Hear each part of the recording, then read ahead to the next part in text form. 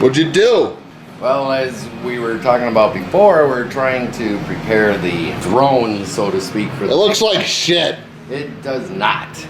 In fact, we spent a lot of time wire wheeling all the crud off of this thing before we were able to get it to the state that it's in now.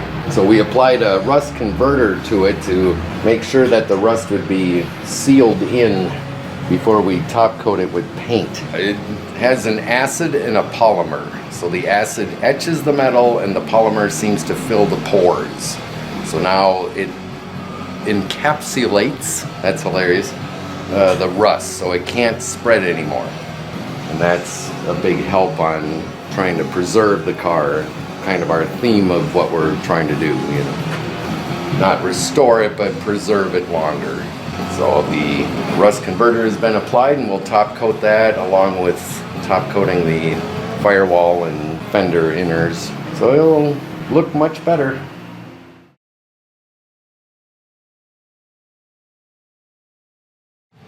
Well, after putting the rust converter on, we top coated it with some gloss black paint. So its throne is just about ready.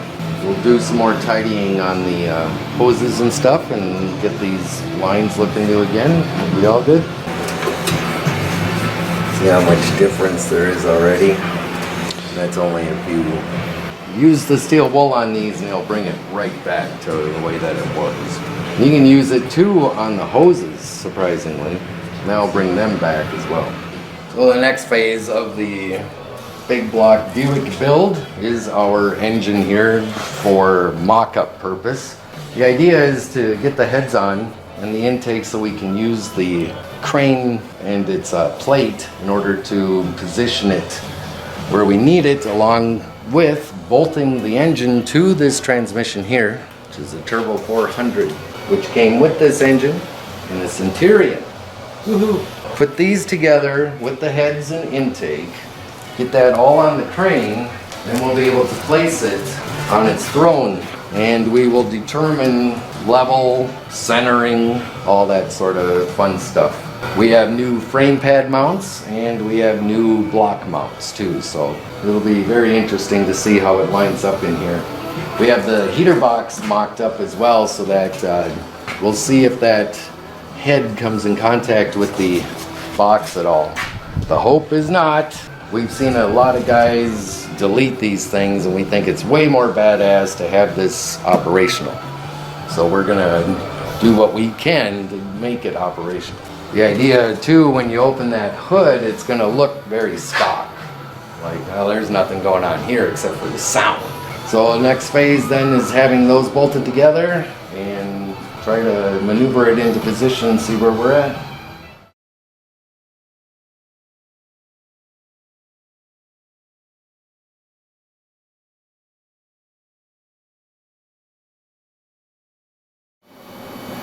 Alright, so we now have the upper control arm on. These spindles are from an S10, so they drop at 2 inches, as is the lower control arm. So that will give us the effect that we want. There are bolts here that we had to drill out slightly in order to make the control arm bolts fit better. Inside here, you should be able to see some bolt heads in there, and those are from the motor mount. Yeah, it makes it a lot easier without the control arms in place. Next step then is that we're going to get at the spring here, and we only have to compress it about 2 or 3 coils max, and then once that you get that put into the cavity there, you'll be able to get the jack underneath it, and that will raise the lower control arm up enough to where the spindle will bolt to the control arm. So we'll see what happens here.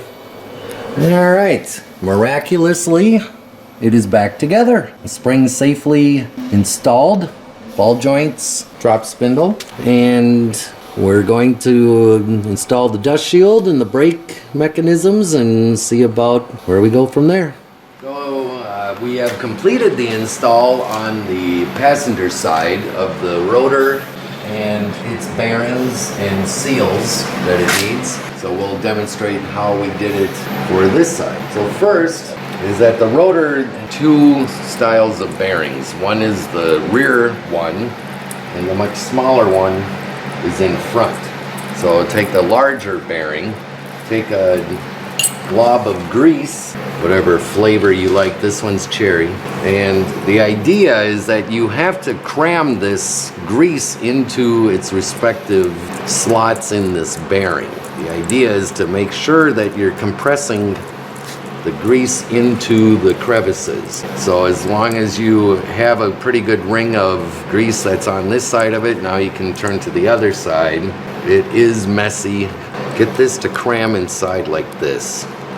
Once that you can get it around the circumference, the trick is now to try to turn this. And good luck, because you can barely hold on to the little bitch. But once that you're turning it, it'll help move the bearings and get them to roll inside their little cages here. And once that you do that, you know for a fact that you're lubed correctly.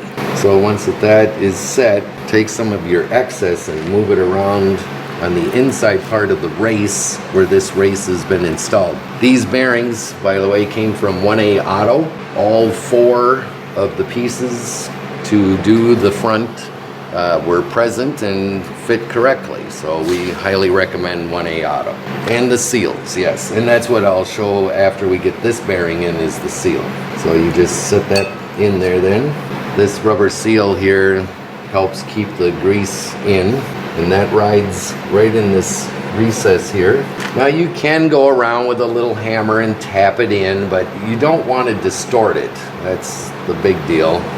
So we like to use a driving kit kind of thing that's definitely the size of the piece. The metal one just makes it so it's easier to whack the thing down with. And just literally pound it in.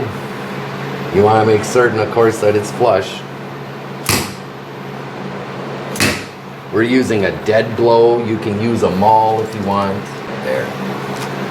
As long as it's flush, you're good. There's no distortion here either, so thankfully that went okay. So we'll flip this over and we'll be able to put the front bearing, and its race is installed here, and the front bearing is smaller. They supply a race, but the race is already installed in the rotor. Otherwise you would have to press this in or hammer them in if you want. Do the same thing with the grease on here. Make sure that you cram it into the crevice on both sides, and then make sure that you're able to rotate the inside part of it to get these rollers to roll.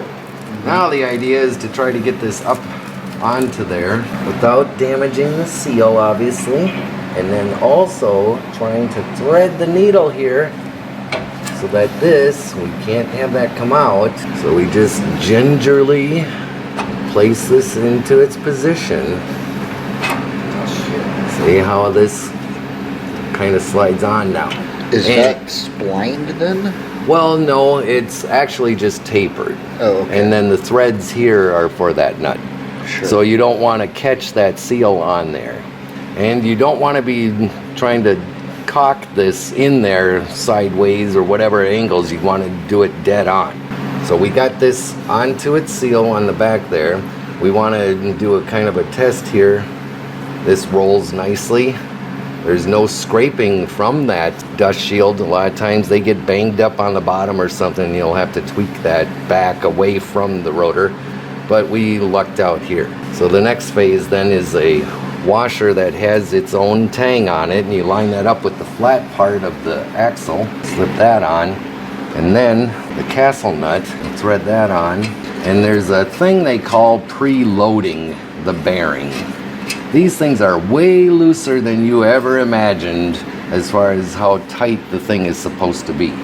So to tighten this, we want to preload the bearing, it's called. So we're going to get this into a position to where it basically stops. We want to make sure that our holes for the cotter key are aligned. We want to make certain too that this is set back as far as it can go. So now we make certain that we're hand tight, then turn it to the next spot on the castle nut, then you'll be able to put in your cotter key. Use a thicker cotter key for it. These are used simply to keep the bolt from turning out, loosen, so you can do it however you want to keep these from moving. You just want to make sure that your dust shield, which is new too, by the way, we thought they were going to be silver, but they're chrome and they kind of look a little goofy, but it's better than the ones that we did have on there. So we'll align this by hand, and then I like to use a driver that's about the right size for it, and then whack it in with the dead blow.